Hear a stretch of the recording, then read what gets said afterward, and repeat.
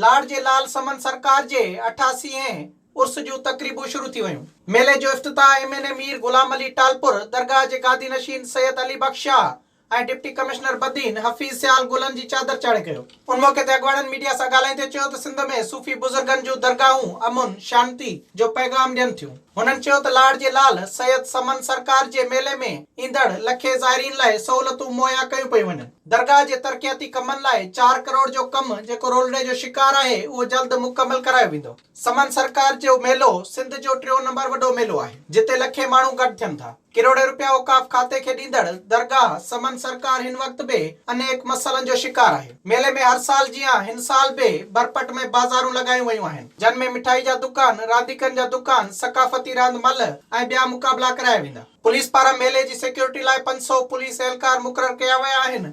दरगाह ते सीसीटीवी कैमराऊं ऐं walk through gate पिण लॻाया विया आहिनि। विज़िट कयो अवामी आवाज़ मीडिया ग्रुप जी वेबसाइट awamiawaz.pk